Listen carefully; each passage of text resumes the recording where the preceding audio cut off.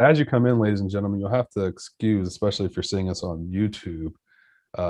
Earlier, Jaime and I were messing with our beauty filter. So if we look more beautiful than normal, that's the reason why. But hopefully on Facebook we look as not as beautiful as we normally would. But we shall see how this all plays out. There's Jaime. Alrighty. All right. Let me turn mine down. All right. Volume is down. I think we're good to go there on Facebook. All right. So let's check over here on YouTube. How's it going, Joseph? Going well, man. Going well. How are you doing? I'm going to go ahead and load Facebook up here. I was Make doing good. I sure was listening backstage, and you kind of let out the secret. the be- We're the the beauty secret. the beauty filter secret. We got to get sponsors, dude. I already told you I've been reckless with my spending. A makeup company might sponsor us. Revlon. Why say you Revlon? Mary. Oh I'll my even gosh. take Mary Kay at this point. Oh man, that's hilarious. All right, so things are getting quite out of hand, Jaime. I wish I had another screen to look at us on. I'm 1, 2, 3, 4 screens I'm seeing myself on right now. One of them's also delayed, so it really is messing with my mind here. But Joseph, nonetheless, at this I can. point, I'm so confused. I don't even know which one has the audio that we're going to use for the podcast. Oh, Welcome, geez. everybody. Let us know where you're listening from and if the audio is okay, both here on YouTube and on Facebook. We're streaming in several places. We did correct our echo. So if you cannot hear us well and if there's an echo, it's on you. Actually, I Hopefully. don't know. That's I'm asking. So I don't That's know. more of a question. All I know. right, So external as mic as switch. everybody comes in, let us know where you're listening from and also if the audio is okay. So as a reminder, this is the Agent Resource Podcast, and this is Joseph Gonzalez on the other side of the world in Singapore, and Jaime Resendez. I'm here in Texas. We took the last 2 weeks off to refocus and do some additional things, some amazing surprises that are happening. That's a complete lie. We were sick. So Joseph, Joseph, uh, we had a little bit of scare there. You can certainly say it. It doesn't matter if we get demonetized. no, I didn't have the VID. I had a major sinus infection that took me out for almost 2 weeks, to be honest with you. Unfortunately, my wife has also gotten it, but I think we got it from our son, who is 21 months, and I'm sure he got it from school. And for those of you who don't know, I have a very, very weak immune system. So to catch something does not take much. But anyhow, we're glad to be back. We're glad to be here serving you all and providing more information as we usually do to help you get more business, more money in your pockets, and continue to grow your business for you and your own family. I love it. I love it. Folks, welcome to the Agent Resource Podcast, episode 30, How to Build a Successful Real Estate Business, the Ultimate Leverage. So this is a topic that we've been wanting to cover for quite a while now, and it's one that we've been holding off on for several reasons. And I think they were not necessarily justified, so we're not going to cover the reasons why. But most important is as we talk about the leveraging your business and growing your business, there's different considerations. We're going to talk about lead generation. We're going to talk about marketing. We're going to talk about branding. Yes, that's going to happen. That's something that we cover here all of the time, but you're going to hear us talk a little bit different and in the sense of talking a little bit more about as business owners, because as we know, we're entrepreneurs. Sorry, just messing around with the camera right there. Because as we know, we're business owners, but sometimes it really takes a little bit of a time to really absorb that. Now, that's something that shouldn't surprise anybody, but if you're a new real estate agent, sometimes you hearing that verbiage is a little bit different, that you may not have heard that in the past. So, Joseph, I don't know, did you come into the industry thinking, well, this is my business. I'm going to work on my profit and loss statements. I'm going to budget out. How did you get into the industry? No, definitely not. I think like a lot of people, right? I got into the industry with the dreams of grandeur, right? Or grandeur, I believe is how you make the statement. And thinking about making all this money, and I was sold the dream on how much money you can make, and rightfully so, because I saw other agents who are making just mounds of money. But what I didn't realize was the work that went into that, right? And that process of actually making that money, and then understanding the amount of money that I needed to spend in order to get to that point of making that amount of money. And so, to answer your question, honestly, Jaime, I came into the industry somewhat naive, right? I kind of knew what I wanted to accomplish through lead generation and how to get there. But as far as like profit and loss statements and managing my money for my business, I was quite naive to that process, to be honest with you. No, I think in a way I feel the same way, in a big way. And this is gonna sound very pompous, Joseph. I think that you're gonna see it for what it is, but then the audience may think, well, Jaime, that is a very arrogant statement to say. But I got into the industry not as a necessarily a second career because I needed to make it work, but I got into second career because I'd already cashed out, in my previous business. Yeah, And so I did have some room to run. I didn't have the pressure of, well, crap, I better sell something this month or whatever. And I say yeah, that in the most humble way. I'm in a very privileged position and very, it's just been an abundant blessing. But I have no reason to lie to you. So I'd much rather just tell you the yeah. truth. I don't have that, that I started with nothing and everything else, and I don't have that story, so I'm not gonna lie to you. Bootstrap. Yeah, yeah, yeah. Yeah, And exactly. I lived out of you my shouldn't be. car. Yeah, but you also shouldn't be ashamed to talk about the other side, right? I think there's a lot of pressure for us as business owners, as a society. We get these pressures of you shouldn't talk about how you know how you have benefited from the hard work that you put in the beginning. And a lot of people will put this like, oh, everybody loves a hero story, right? Why can't a hero also be somebody that already had money, like Batman, right? And not to go off the rails here, but you know Keep it going. he I like that. I yeah, like my right, he Batman was a one. hero, but he had the means to do more for people, right? And that's kind of the position that you're talking about that you're in. Not saying that you're Batman. If you want to be, you can. Well, maybe next episode you can I dress up, thought but that's where you were going, Joseph. Then never mind. Let's move on. but no, seriously, just because we love a hero story doesn't mean that your hero can't start from a place of abundance and create more abundance for other people. And I think that's kind of where you're coming from, right? And so I think there's room for both stories, right? In this business specifically, for any business really. 1,000%. A thousand Yeah. percent. So, with that in mind, as we're talking about leverage, as we're talking about growing a successful real estate business, one exercise that really provided clarity for me personally was actually introduced to me by somebody that's become a pretty good friend at this point. His name is Leo Pareja. He's founder of a very successful software called Remind, but he was also the former number one Keller Williams agent in the world. Mm.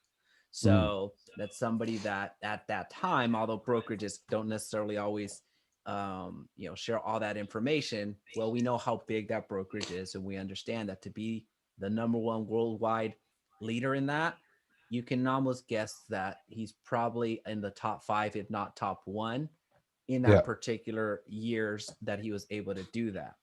that's awesome. So something that he shared was very impactful was the very simple formula, taking your GCI, taking your income, taking what you earned in any given time. So what's easiest for us is a calendar year, and Hmm. the dividing out how many hours it took for you to get to that.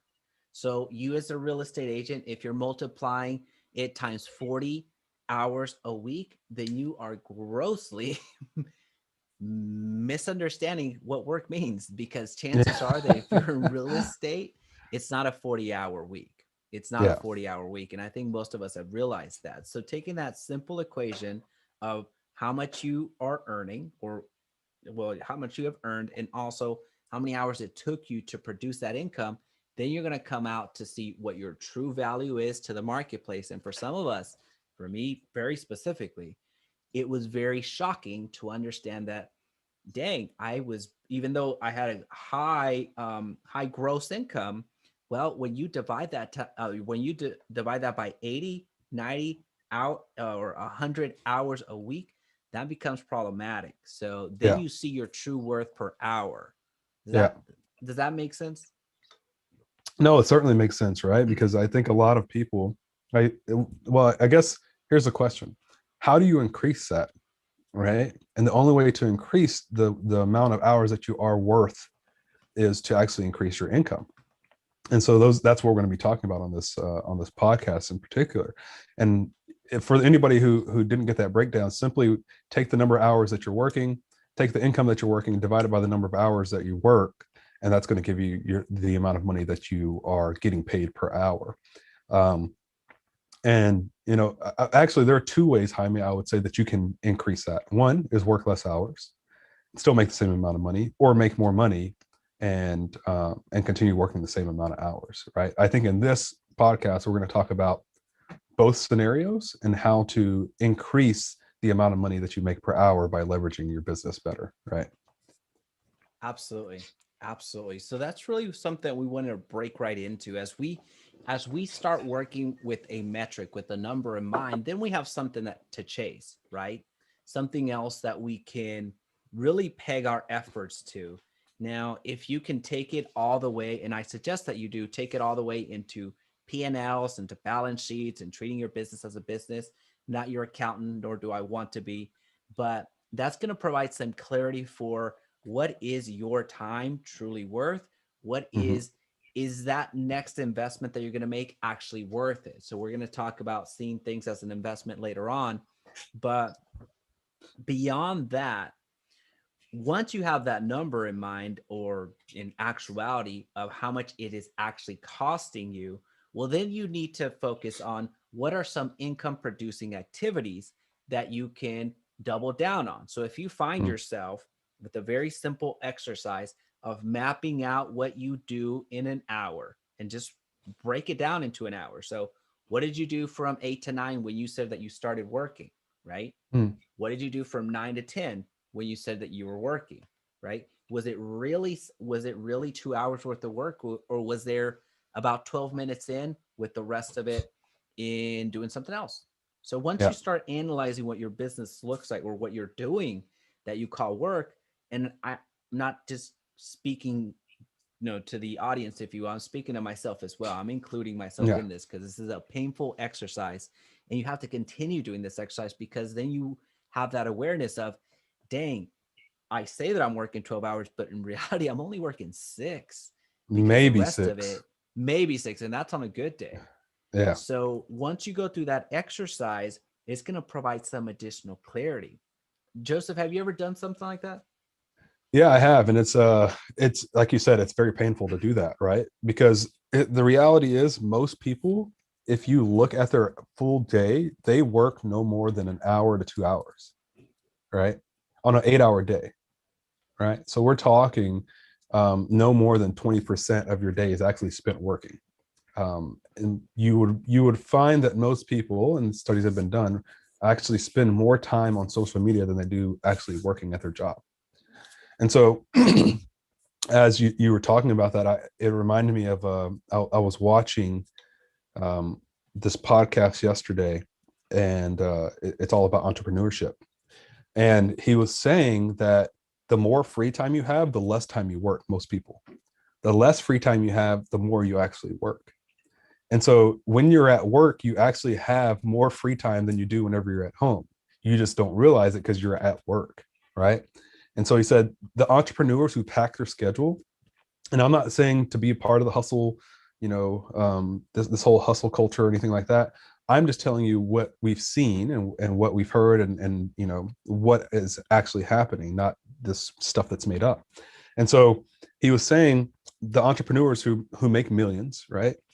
These guys and these gals, the less time, free time they have, the more productive they are. And so that kind of makes sense theoretically. But then he was saying what these folks also do is you have pockets of what they call windows of free time versus a large pocket of a window or We're all looking for like these big breaks. And he was saying that a lot of entrepreneurs, including real estate agents, will say, well, if I just quit my full-time job, then I'll fill it with doing real estate stuff. Mm. Right. But reality is you actually probably won't unless you write down what your day-to-day schedule needs to look like every day.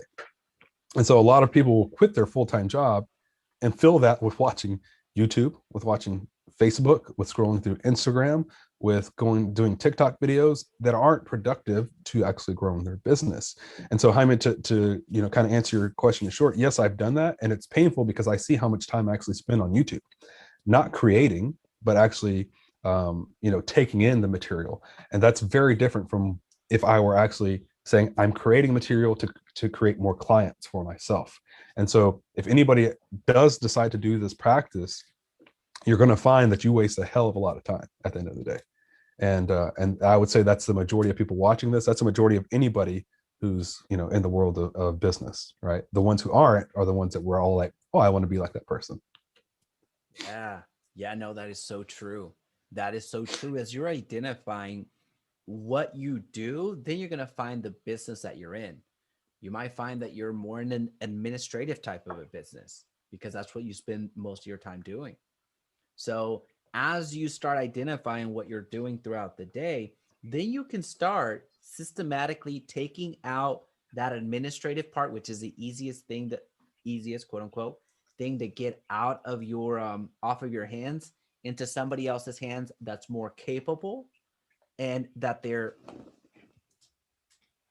sorry, little camera mishap, but that is more capable and also their the income that you or the expense that you incur is is proportionate to what the task is. So if it means appointment setting, if it means calendar sending calendar invites, if it means returning email, if it means whatever happens to be in your business, something that is not going to produce you income, well, you now know what your hour rate is, Yeah. right? So if you can hire somebody else for and something that's lower than that, then why wouldn't you do that and gain that hour back or gain those Yeah. 2 hours back that you're doing that every single day?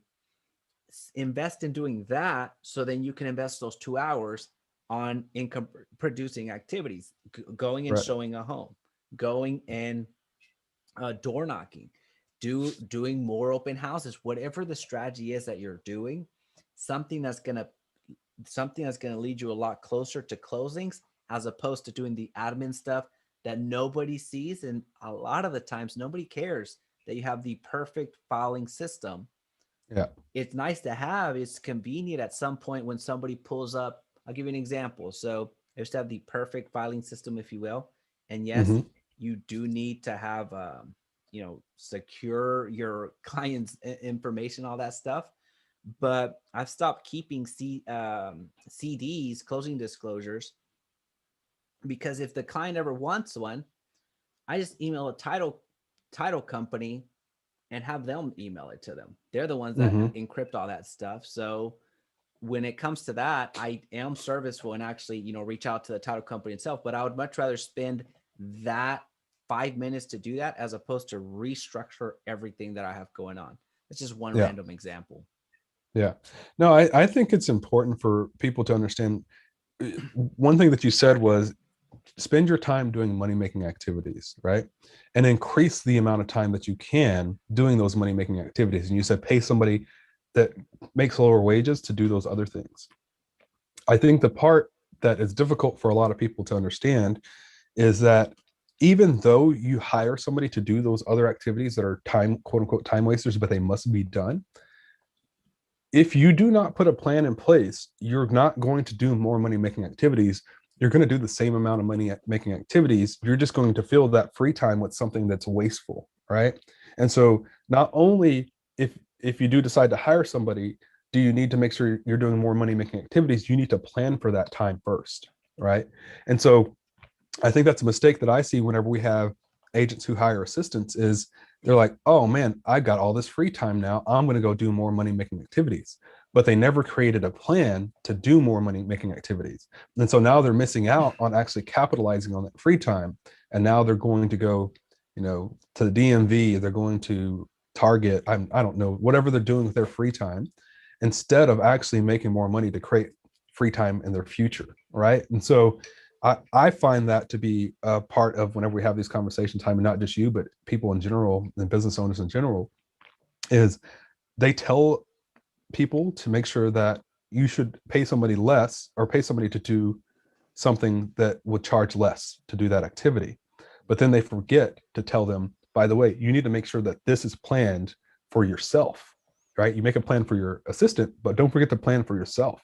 And if you haven't planned that out, you need to do that immediately so that you don't come in and start putting other crap in this little bucket of time and wasting Yeah. your time and not making more money in that time, right? If that's your Yeah. goal, right? Which if you're hiring somebody, that should be your goal. And you're somebody that taught me that as well from the virtual assistant standpoint, because with your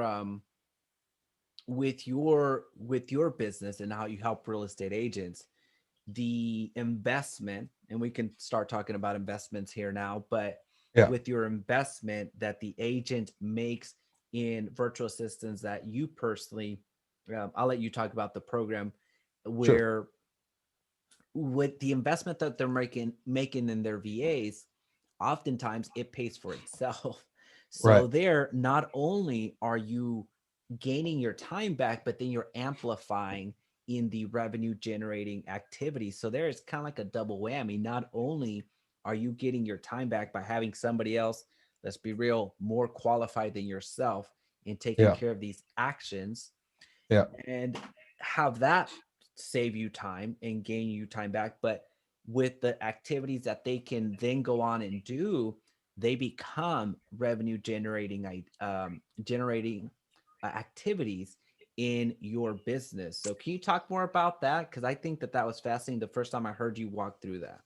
Yeah. So I think what I would say is this: whenever you're hiring an assistant, your assistant is not going to be your do everything for you, right? They're going to be the person who does things for you that you need to be done. And those things then allow you to create more time and freedom into your business and your personal life. But you need to make sure that you know what those things are. And so we, of course, we give a course that also, those things go hand in hand, the VA and the course, to show you what to start planning for and how to create, standard operating procedures and so forth and so on. But you can't just get a VA and then they're just magically going to do this stuff, right? You truly have to understand what you're trying to get to. And so whenever I get on calls with agents, they're like, "Yeah, I want to hire a VA." And the question is why, right? What's the point of hiring a VA? What's that going to do for you? What's going to give you more freedom? More freedom to do what, right? And so that there, you have to dive a little bit deeper into a real estate agent's psyche on why they want a virtual assistant. Are they going to give you more freedom to be lazy? Are they going to give you more freedom to make more money? Are they going to give you more freedom to spend time with your family? Okay, we identify that. Now that we know that we can get the VA, we can pay for the VA, all this stuff, what are you going to do? Right? How are you going to make sure that your VA is successful? Because we can train them to a certain extent, but then they become your employee. And so you need to know what your employee is doing, and then you need to know what you're going to be doing with the stuff that they're taking off your plate. And so, for me, as I look at my business, there are certain things that I don't enjoy doing. I don't enjoy sending Facebook messages. I don't enjoy sitting there going through hundreds upon hundreds of messages a day. That's literally like if I open my inbox, people would be like, don't want to be a part of that. Right. And people who say they want to be marketers and make the money that I make, they don't want to be a part of that. I can guarantee it because they won't even do it in the real estate business. And not to knock you guys, but that's just the honest truth of it. But I don't even want to be a part of it, right? Someday. So I have my virtual assistants go through all these messages. And so what does that allow me to do? Well, originally, Leslie asked the question, Joseph, how much time do you spend on consuming YouTube versus actually creating? And one of my problems, and it's been one of, I actually identify this and I tell a lot of people this, is I consume way more YouTube, like 60% more than I do creating. And that's a problem because consuming doesn't actually create more income. And so now I'm saying, okay, I'm going to have my VAs go out and find videos for me to look at and then create video content for myself, right? Which is going to bring in more clients, right? So my VA is taking all this time off my plate by doing messages and stuff like that. But then I'm just wasting that time. That's very precious time to my business. And so now I'm saying, okay, instead of consuming 60%, let me create 60%, and then I'll consume 20%. Right. So now I'm flipping it. And so, but it took me some time to sit back and do this process to say, what am I doing wrong? Why am I not making money from YouTube? Right. I'm spending more time on YouTube than I am watching TV. I'm spending more time on YouTube than I am doing anything else, but I'm not making money off of it. And that becomes a real problem. So the virtual assistant is going to go watch some YouTube videos now. They're going to identify where I need to be creating, what I should be creating, and then I'm going to go capitalize by creating 60% more content than I normally would. Right. So that's how I would capitalize on using my virtual assistant specifically for the problem I have. So I took that problem and I made it a solution, right? A money making activity. I love it. I love it, Joseph. Now is the opportunity for you to solve another problem. So here in one of the Facebook groups, Excuse I me. think this one's right up your alley. Dusty over in the online marketing for real estate group asked, Got it. just hired my first VA through my Congrats. brokerage that finds, hires, and trains them. Okay. I've listened to some of the playbacks, but I gotta say, not that impressed. I feel like they are too scripted and don't really try to create a relationship with the lead. Is that normal? Um, if you just hired your VA, then yes, that is extremely normal. Okay. Your VA, if it's a Joseph, we're getting some I got you if you're frozen cutting up. out or what's Can going you on. hear me okay? There we All go. right, there we go. You're Okay, back. You're we're back. back. So let's Okay, quickly so reset. So that's normal, you're saying? yeah, so that's normal, right? So what a lot of agents don't realize, and a lot of people who hire virtual assistants don't realize is, especially if your VA is your own personal VA, they've got to get to know you, know your relationship, know how you talk to people. And so I tell people this all the time. You're expecting somebody to be you before you even became yourself, right? And so I'll rephrase that a little bit. You're expecting somebody to be you before you actually became the person you are today. That's impossible, right? To expect them to come in day one and talk like you talk, expect them to come in and build relationships like you build relationships. You've got to work with them to say, hey, I would say this differently. Let's dive a little bit deeper into why I would say this or how I would say this. And so all these agents and business owners that come in are like, my VA is terrible. It's like, no, you want your VA to be you day one. That's not going to work, right? You weren't even the person that you are day one that you are today. So how do you expect them to be that person? And so, Dusty, to answer your question, give your VA some time to become the person you want them to be, right? Because it took you time to become the person that you are today in this, specifically in this industry, especially if they're your personal VA. Now, if they're a calling VA, that's different. Like they're going to be who they are. They're not going to know how you talk to people. They have to follow scripts. They're not going to be building relationships. That's your job. Their job is to set appointments, right? To make sure they're getting the person to talk to you. They're not your assistant. So they're just literally ISA, right? Inside sales agent or whatever, however you want to define that. But they're never going to know how you talk to people. That's really reality of hiring an ISA company. Yeah. I don't No, know if I it's answered so that good. question. No, you did, and she actually put ISA correction. So Yeah. you nailed it. You nailed Yeah. it. There's an Something ISA else, and then there's a virtual assistant. Those are very different people. something else that I want to add to that, and that's a great distinction, is as you are going through whatever it is that you're doing, whether that's training for email, you're managing your email, managing your calendar, speaking with the client, whatever it happens to be, since there's so much technology out, you can record, everybody gets recorded, right? So Yeah. everyone, let's break this down. So what I've been doing for my personal business, so whenever I have strategy sessions with agents, I actually have one of my VAs sit in on them. And it's not because I'm going to have that individual do the strategy sessions at that point. That is actually a money making activity for me in more Yeah. ways than one. If it's a consult, then I know how much I charge per hour. If Yeah. it's for my real estate team, well, I know what that, you know, that what I provide to those in advice, in strategy, and whatever, I know at the end of the day, through the sales, that's going to come back. So that's a revenue generating activity. But the reason I have my VA involved is because of that back end work. Because Yeah. I do commit a lot of resources to the agents that we're having an hour worth of strategy. So I commit to sharing with them the blueprint to FISBOs, Hmm. how to get started with YouTube, how to connect the ads manager to X, Y, and Z. So these are things that are being listed out by the VA that are, in theory, I would have to do after the fact. And after the session is wrapped up, they get a recording. So that's something that gets uploaded into the cloud. And then they're the ones that send up the follow up notes. So I can knock out back to back to back to back to back strategy sessions relatively unencumbered. So I get the breakdown, or I get the questionnaire of the agents, because that's what's required before we get on a strategy call. I get the questionnaire 5 minutes before, and I'm probably sharing too much information at this point, but I get the questionnaire 5 minutes before. But a lot of the struggles are the same, and there's root Hmm. causes to, Yeah. somebody not achieving the results that they want. So once I go through the questionnaire, I kind of see where it's going, analyze the situation for the first 15 minutes, and then just knock out the rest of it with some practical ways to improve their business.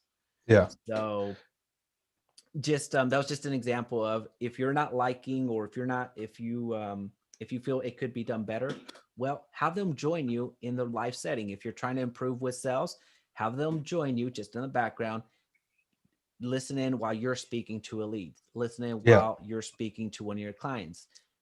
There's ways to have people get a little bit closer to you, as opposed to just pushing them off and like, well, you suck, next. Yeah. Because the same one's Well, going to be the next one's going to have the same issue. exactly. Well, and not only, not, I mean, I'm glad you brought that up, Jaime, but one of the points I want to make is, how do you think you as an agent, right? Most agents learn how to get better by listening to other people. That's most of it, practicing, right?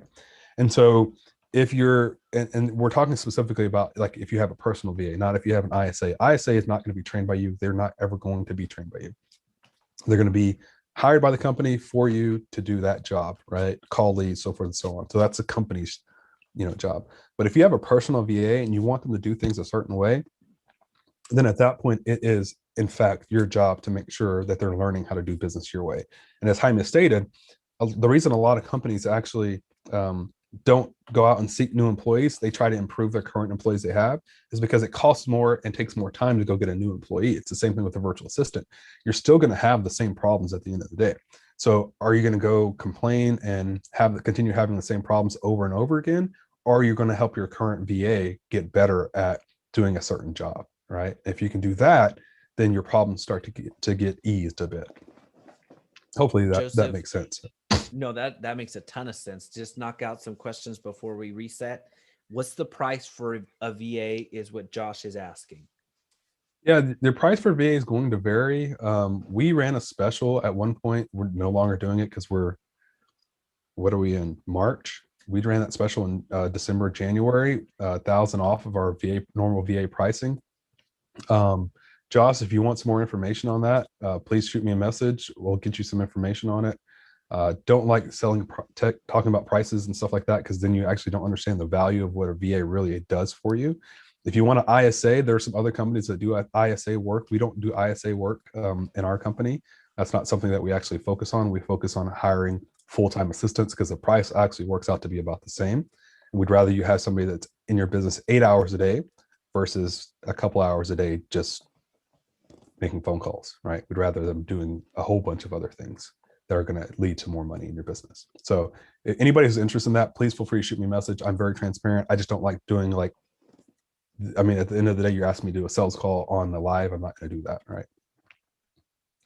Especially since it's not my Facebook group. I don't want to do that. Oh, sorry, I'm just over here messing with my camera. It's okay. But I will say this, Josh, it's not cheap, right? To have somebody in your business every single day, but it doesn't cost as much as having somebody that's going to be in your office, literally sitting next to you. I can tell you that. Well, let's talk about that. Let's talk about that because, well, before we talk about that, this is the Agent Resource Podcast. This is episode 30, How to Build a Successful Real Estate Business, the Ultimate Leverage. So if you're listening to us on Spotify, thank you. That's awesome. But if you're listening to us on Apple Podcasts, then a 5-star review goes a long way. I think I don't remember how many we had, but I was impressed that we had that many, to be honest with you. Not that we didn't deserve it. I was just the reach is it continues to grow. So really appreciate everybody that Awesome. tunes in. So if you know of an agent that could benefit from this information and all the other episodes that we've talked about, we've covered Google extensively, we've covered Facebook extensively, we've talked about paid strategies, we've talked about organic strategy, we've talked about pretty much, we've covered a good amount of real estate marketing information. So this is all free information. You get the exact ad templates, you get the exact post, you get the exact strategies that we share with our personal clients. So this is Yeah. all free information that you get to partake in. So if you know of an agent that could benefit from the information, please, please, please pass it on to them. And before you do that, hand off a 5-star review goes a long way. If you're on our Facebook groups right now, a heart emoji or a thumbs up also helps out a ton, along with the Facebook group. So did I cover the basis? Yeah, Jaime, I will say this. So, on that note of, folks who are listening, if you listen to the things that we say on this particular podcast and you implement them, you will get business. We've had somebody that got over 1 million plus in listings or in buyer contracts with like a 1 week that Jaime gave some information out. Um, just two That weeks was like in ago our before, first 2 weeks. yeah, I was in the first 2 weeks.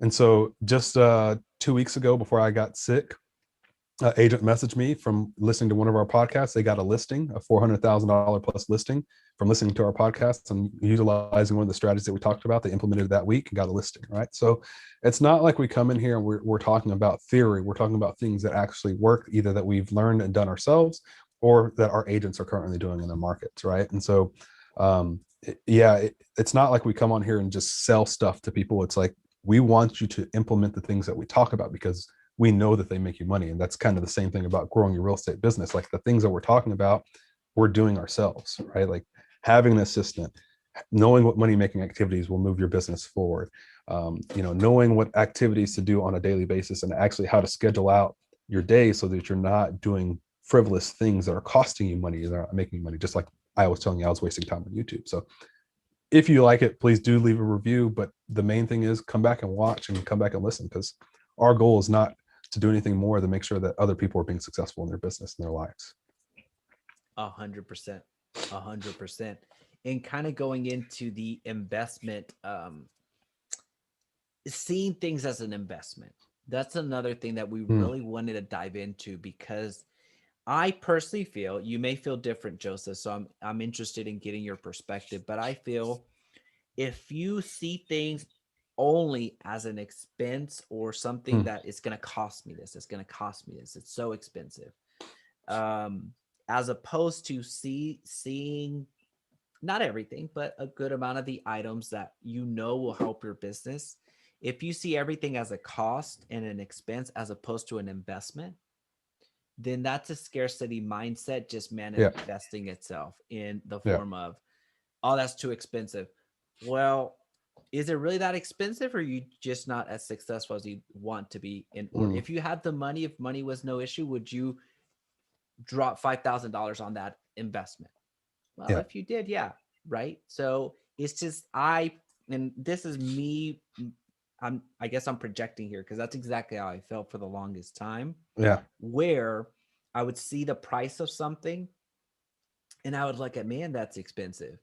But then even if I knew that, if it works, honestly, it's worth it's worth that and then some. I give you an Yeah. example of, I'm not gonna give him a free promo here, unless he plans to refund me the $5,000 I dropped on him. But uh, seeing individuals that you really do feel can take you to that next level, there's a proving track record that they have done this for other people, and once you make that, if you're hesitant to make that investment, which I was for the longest time, it was just a scarcity mindset.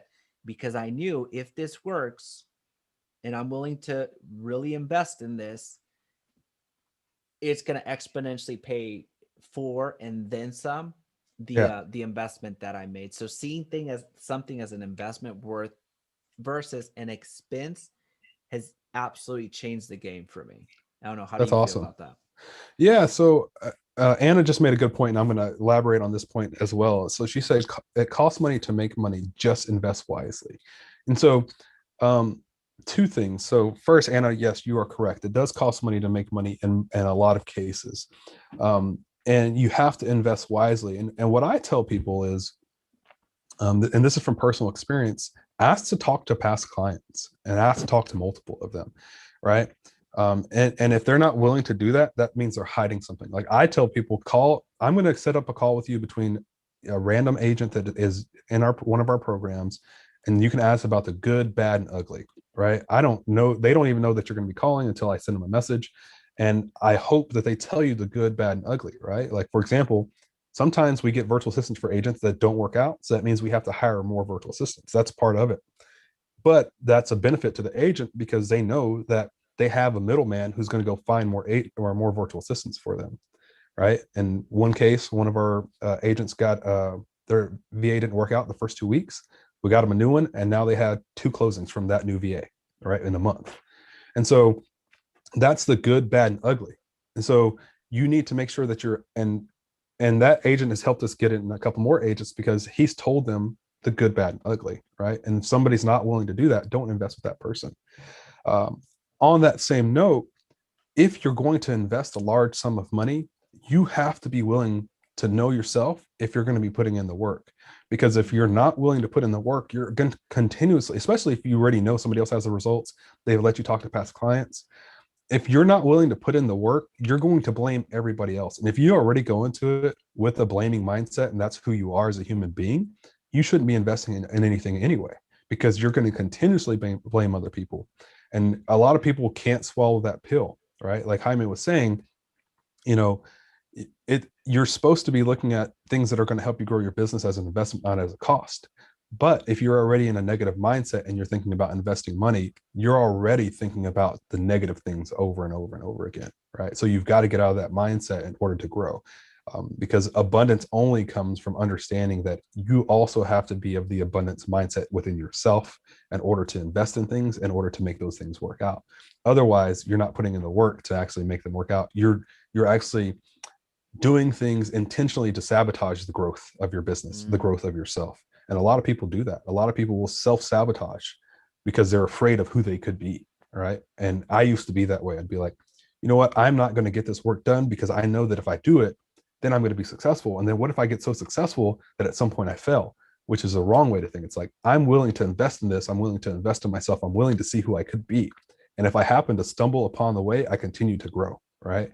Because we all know that you learn more from your mistakes most of the time than you do from your actual from winning, right? And once you start winning over and over, though, you start learning greatly from those things as long as you have a humble mindset.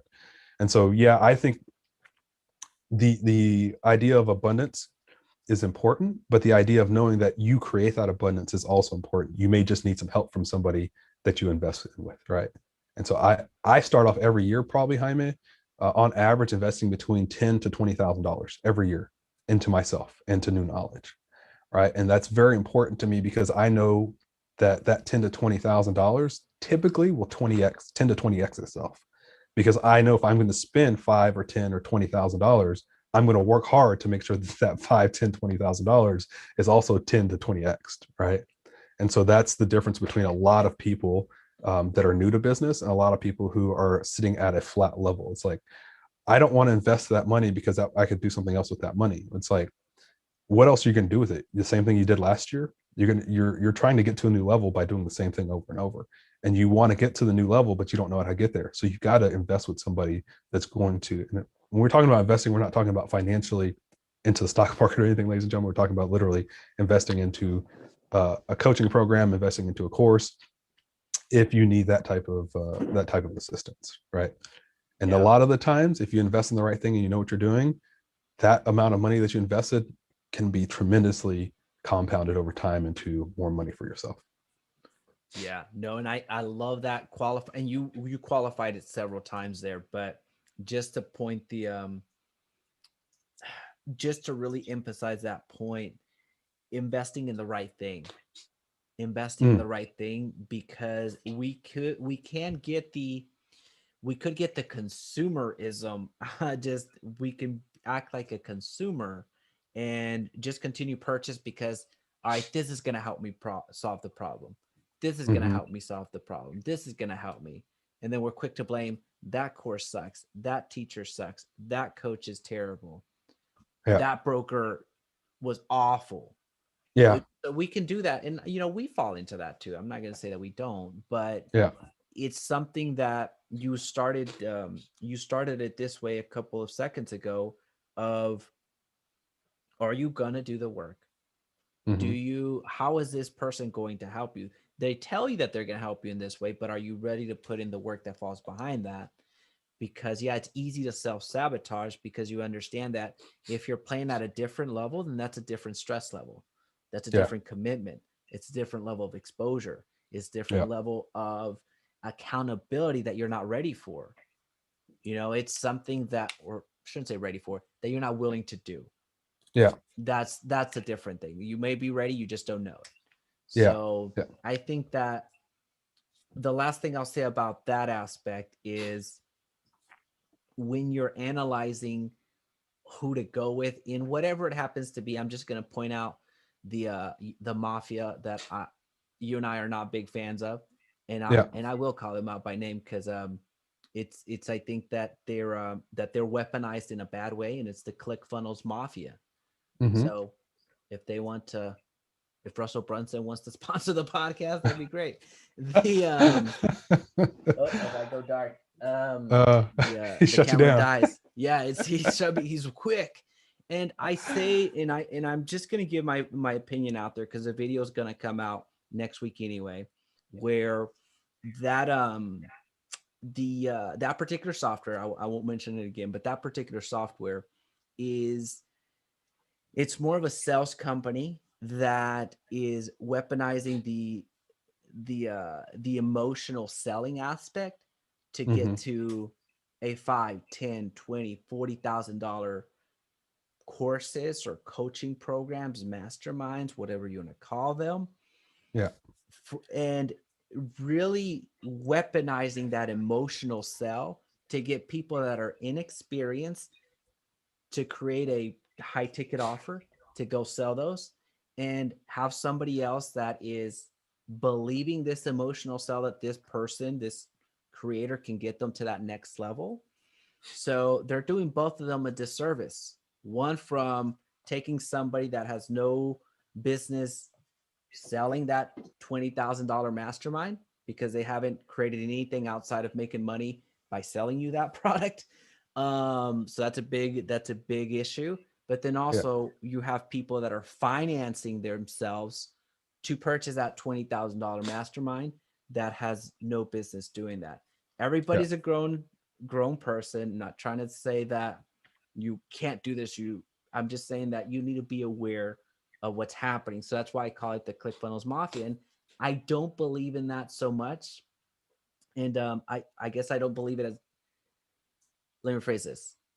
I am leaving that software, even though I was a big proponent of it for the longest time, for 3 years now. And I had my business on it, my migration out. Yeah. Um, so now I'm just going to another company because I just don't believe in that culture of that, which is, I think it's toxic. I think it's being weaponized in such a bad way, and I'm just not going to be party to it. Yeah. No, and I think, as we talk about investing in yourself, we're not saying don't invest in yourself. We're saying you just have to understand what Jaime is trying to tell everybody, I believe, is you just have to understand what you're investing in. Right. I've been doing this since 2014, I guess, 2015. Even before that, I was doing marketing and then selling real estate.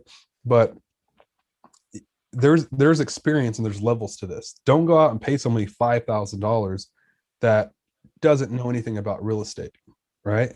Because what are they going to show you? How are they going to show you to improving yourself? Not saying that there's not any mental coaches that are out there that can help you improve yourself. There are, but they need to have clients that have been based in real estate, because real estate is a different animal than anything else that's out there, right? It's one of the most competitive and one of the most expensive things to be in, besides insurance, I think, right? And so as you look at that, what Jaime is saying is there are a lot of people that have recreated content to get clients, but those people aren't experienced to actually coach you to help you grow your business, right? And there's a lot of free stuff out there too that's great. So if you are going to invest in yourself, just make sure you're doing the research, make sure you're talking to past clients, make sure those clients are within the real estate industry. And then you will know if you're investing in the right thing, right? 100%. 100%. Joseph, so as we get ready for the dismount, as we're talking about leverage, as we're talking about growing your business, um, one of the things that I wanted to ask you was, is there a shift in your business that you can, or is there's throughout your, throughout the time that you've been doing this, or even before you got into into what you're in now, is there something, was there a catalyst that you can point to? Is there a shift? Is there something that you can think of that really got you from, from one to two, that got you from two to three? Is there anything that you can think of that you might want to dismount with? And I'll give you some time to think about that, because I'm gonna need a little bit of time myself. So I just Yeah, gonna sure. remind everybody to hit that like button. It's absolutely free, just like our advice. But beyond that, if you're listening to the podcast, a 5-star review goes a long way. The Agent Lead Source podcast. And also, as a reminder, if you know of a real estate agent or any real estate professional that can benefit from this information, please invite them to, or share this podcast with them and invite them to listen in and really get them engaged. And there's a lot of valuable information out there. But I'd like to think that this is, I mean, we're cutting out through that noise and just providing the better stuff. Yeah. All right. Um, so yeah, Jaime, to answer your question, I think from step one, actually, I would say probably the same thing has powered me through to each level that I've gotten to, right? And not saying like I'm the, top of the food chain or anything like that. I feel like I'm still very low in the food chain and, as far as monetarily, but as far as increasing my income and increasing my knowledge over time, the number one factor that has taken me from step one, step two, step three to where I am now has always been helping others.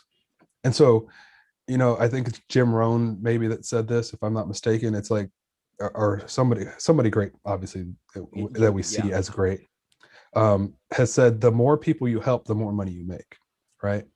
And so that's just a proxy of how things work, because even if you're not trying to receive money, people will want to pay you money, right? Because you are helping them so tremendously for free.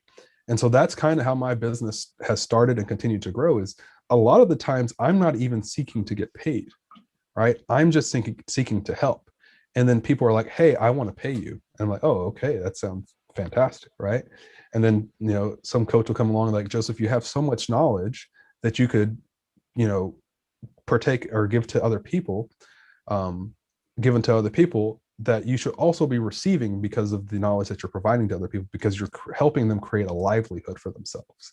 And so in your regard of what you're doing, your perspective should be, if I'm helping others create their livelihood, I should also be benefiting from my livelihood and my family. And so, Jaime, at the end of the day, the number one thing that I would say is, the more people I tend to help, the more money I make. And I think that's the same thing in almost any business that we're in. If you seek to help first, the rewards will come, right? The seeds that I have planted over the years have then come back as great fruits. And so that would be the thing that I would say has always propelled me to the next level. It's like, what can I do to meet agents specifically? Because I do real estate mostly. What can I do to help aid agents on where they are to get them to where they want to be? And as I build that process each step of the way, it seems to be able to help me increase my income. Right. So I would say that probably is the number one trait, um, or number one thing that has helped me. Right. And also, I find other people that are really great at helping people, and I adapt what they're doing to my business. Mm, I like that. I like that.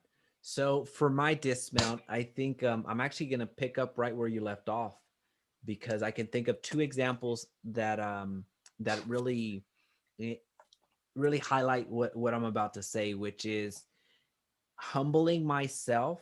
And again, just a quick recap. The question that I posed to Joseph was, "What is there something? Was there a catalyst? Was there a realization that helped him go from one to two, from two to three? So start to continue building and having just breaking through that ceiling that at some point was there. So for me, it was humbling myself and realizing that I did not know it all even if I consider myself an expert, which I consider myself an expert in lead generation at this point, just very recently, last week, in fact, nope, yeah, last week, in fact, I went through a lead generation workshop from a what some people would call competitors of ours, Joseph, Mm, and just seeing how they did it, not in a way, not trying to take anything that they're doing, but it was more as a friendship that I was going through it and participating. But I learned a lot of. I came in as the expert in the exact same mhm. field in the exact same things, but the way that it was broken down, I realized that there's a lot that I did not know, and also there's a lot that I could improve upon personally. Yeah, So that was one example. Another example was mentioned to you. I purchased something relatively high ticket for what I'm used to in my field, which I yeah, consider myself maybe not expert but pretty advanced. But I humble myself enough to realize that I'm at this level right now, and I've been at this certain level for about 6 months. And there's somebody that I have seen past results that if I mention some names, everybody would know exactly who the heck they are. yeah, So seeing their track record and then humbling myself to say, well, this money, yeah, it could easily be allocated somewhere else, but I'm going to humble myself enough to invest this here. And if they can help me break just through one strategy, that amount that I invested is going to pay off exponentially. So just really humbling myself and making that switch. I feel, and that's relatively early because these are two recent examples, but yeah, it's really changed the way that I look at money, the way that I look at business in general, and the way that I look at my next 3 months, 6 months, and 12 months can look. yeah, yeah. I think one of the things, as you said, humbling. A lot of people in our industry have an issue with is getting their ego out of the way. I think you do have to have confidence in this business, marketing, and real estate. I think they're intertwined, but that doesn't mean that you have to have an ego, right? And sometimes in order to grow, you have to learn from somebody else that has more knowledge than you do. And I do that on a daily, weekly basis. That's probably why I consume too much YouTube, right? So kudos to you, Jaime, being able to kind of put your ego aside and say, hey, this person may know more than me, and then walking away and saying they did know more than me in certain aspects of this, right? And so that is a great way to end this, is letting people know, learn from somebody else. Take the time to say, I don't know everything, and humble yourself and digest what they're talking about and go improve your own business and your own personal life. Right. Bam. Folks, this has been the Agent Resource Podcast, episode 30, how to build a successful real estate business. Share it with your friends, share it with your family, share it with yourself, listen to it over and over again.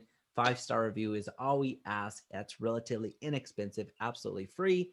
We're going to see you next week. It's been an awesome time. We're back. We're ready to go, super motivated. And we'll see you next one on the next one. Thanks, guys. Appreciate you.